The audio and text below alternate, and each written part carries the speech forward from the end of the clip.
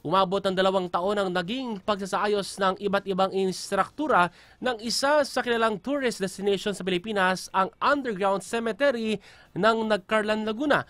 Kung kaya't pansamantala itong bubuksan sa publiko simula po kahapon hanggang sa November 3. Ang kabuang ulat na yan ay kung bakit kung bakit nga po binuksan yan ay ihahatid ni Kevin Pamatmat. Kevin? Naabutan pa nga natin naglilinis ng harapan ng underground cemetery dito sa bayan na Nagcarlan. Bahagi ito ng kanilang paghanda sa nalalapit na undas ngayong taon. Ayon kay Ginoong Barreto, tagapangalaga ng himlayan, pansamantala nilang bubuksan ito sa publiko upang makadalaw sa puntod ang mga kaanak ng yumao. At mariin din niyang paalala, tanging kaanak lamang ang siyang maaring dumalaw sa nakalibing sa chapel ng underground cemetery.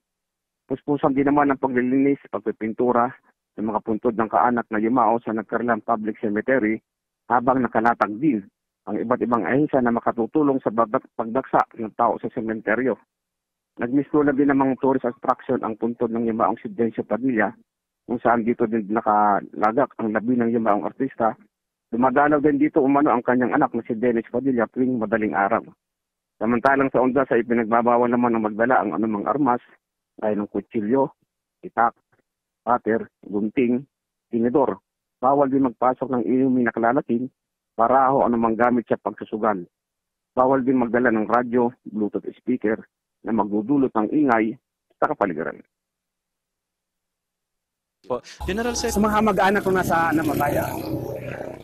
So yung pala mga kamag-anak, pwede na pumasyal ngayon dyan. publiko ang ating underground cemetery, pero target itong mabuksan ngayong huling quarter ng taon, so November, December. Pero wala pa tayong tiyak na petsa. Pero sa ngayon, dahil nalalapit na yung undas, pansamantalang inopen muna natin sa publiko ang ating sementeryo. Oo. So mula October 29 ngayong araw hanggang November 3.